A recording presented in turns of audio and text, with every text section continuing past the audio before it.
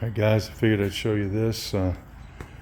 Doing a engine swap on my 74 Bronco. Back up here a little bit so you guys can see it. This is my 74. I got the hood tilted back. Got a drain pan ready to drain it. It's a little hot. I just pulled it in. Ran it to a car show today. I should have got some footage of that. It was a really cool car show up in Cartersville, Georgia. And I got this 302 in there. It's a good 302. It's a 93. I think it's a roller. It's got that truck card off-road carb with a MSD ignition system, but it burns about a quart every 1,000 miles. You get a little blow by and stuff. And what I'm doing is I'm going over here. I bought another thing I did. Bought and assembled was this gantry from Harbor Freight. Pretty cool. It was a little bit of a challenge to assemble it. I kind of hooked it together up here. Then I set it on an 8-foot ladder and put the other arm underneath it. Of course, I was able to do that, but it's kind of dangerous. You'd have to really have help. And then I rigged up and built, probably should have showed it to you guys, twin trolley. They're 2 1-tons, 69 bucks a piece. This was $2.99 for the winch. And then they don't really have a way to make it work with those trolleys. They usually use a chain fall. Well, I wanted it electric. So I took the brackets that came with it, spun them around, drilled 1 1/8, I think it was, holes in them, cut them, and and then spun them around and made a trolley out of it. It easily picked up this engine right here, so I'll show you. It's a 306 crate motor. Hold on a minute, got one hand here. Sorry about that. It's a Blueprint 306 crate motor. I got from Summit. It's carbureted, and then I really just needed a long block without the intake. So I'm probably going to take that intake with the carburetor that came with it and put it on this 302 that goes in this 66 behind me that I've kind of wrapped up and set aside.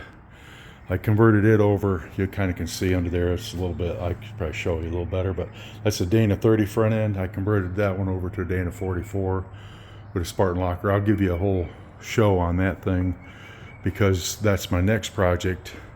But right now, this engine is going in here.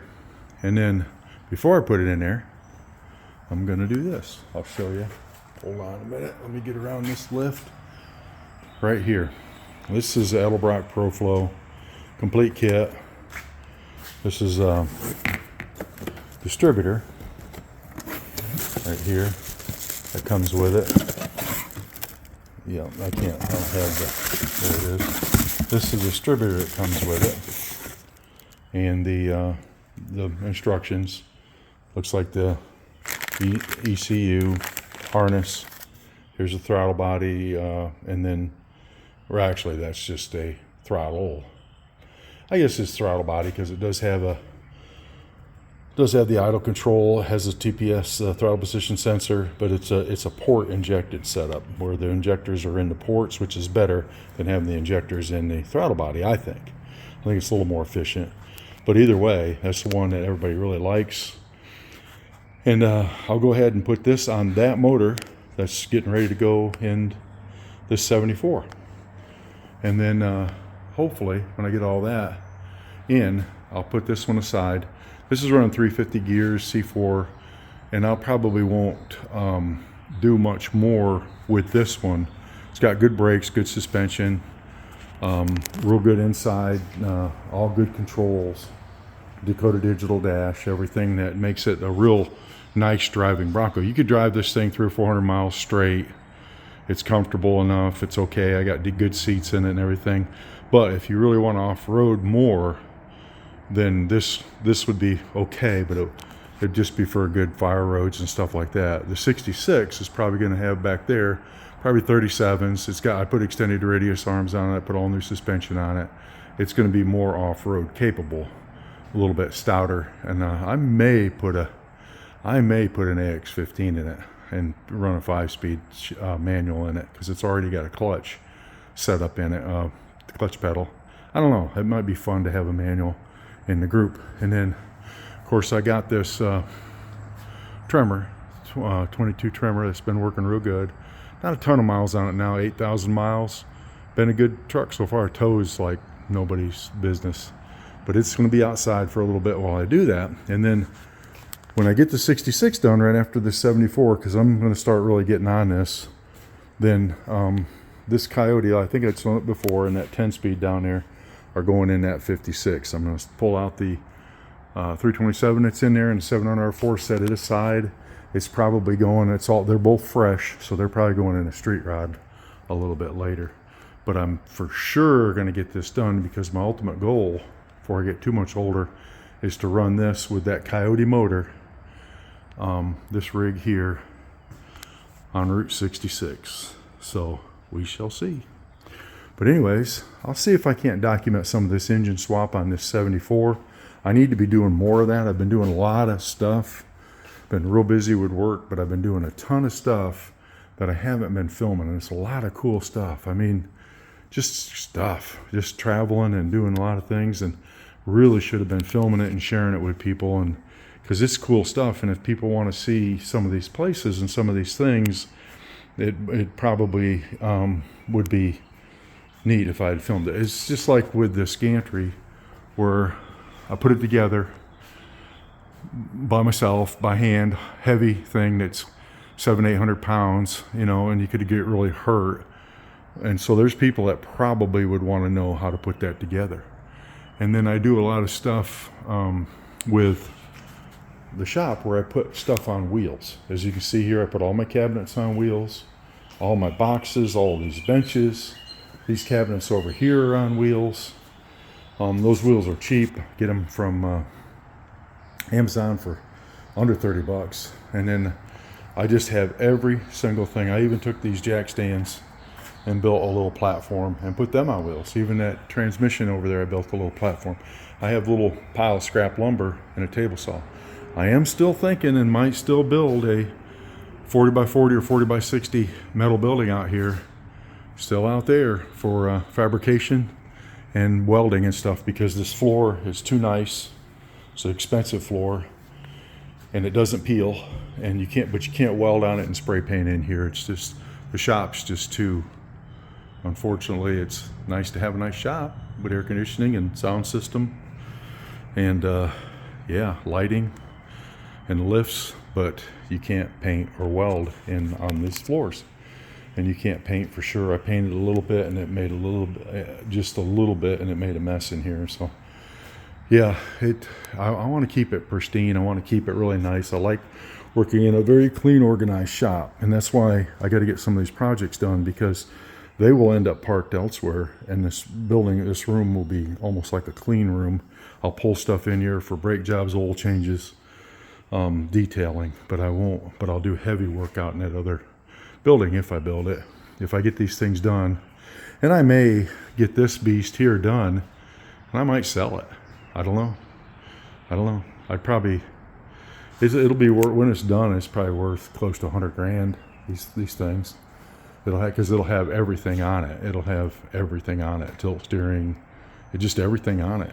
It's a 3.5-inch lift with progressive rate springs, 23-gallon fuel tank, fuel injected, probably engine up. For a little bit I'll run this carburetor, but then I'll fuel inject that roller motor, that 302.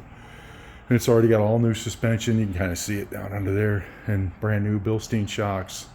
It'll have a rear hoop, and then the front, when I finish up the Dana 44, it'll have this heavier axle. I think I'd show that in previous videos, where this is a stock one, this is the new one that'll go in that front end. And then it's already got a rebuilt 9-inch with the 31 in there, 31 spline.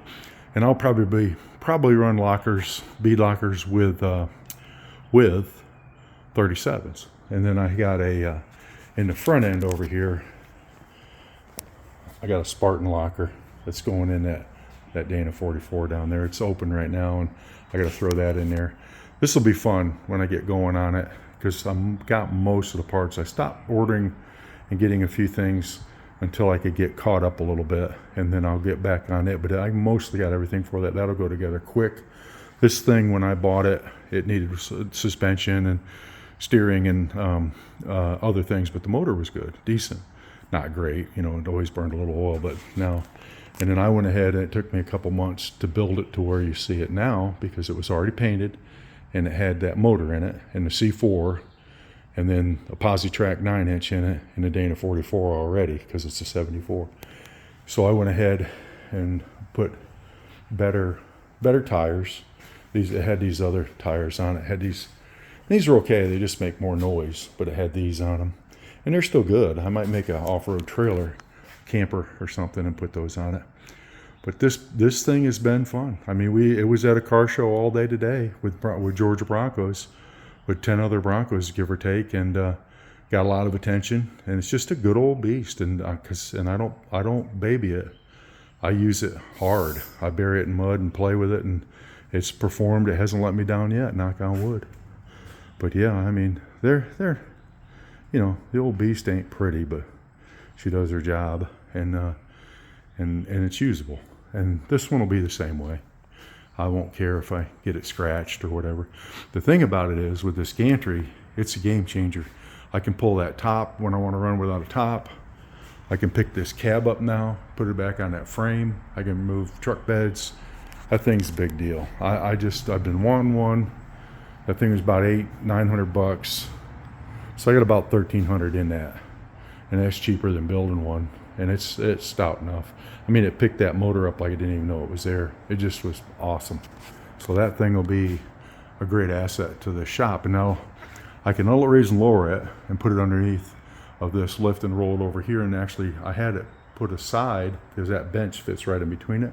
And I had it put up against the lift here out of the way. So yeah, so try not to bore you with too much talking, but I did want to make sure, give you a little history, a little background, and then I'll go ahead and just pull this motor and I'll document it. Right now it's too hot to touch. It's warm. I could touch it, but I'll just wait until I got fresh and thinking straight. And because it's 7 o'clock at night and I don't want to really dig into this. I could probably pull that motor in a half hour, but I don't want to dig into it because there's nothing much to it. But I don't want to dig into it till I'm fresh, so I'll start working on it and try to see if I can't document a little bit. All right, you guys, thanks for watching. See you later. Bye.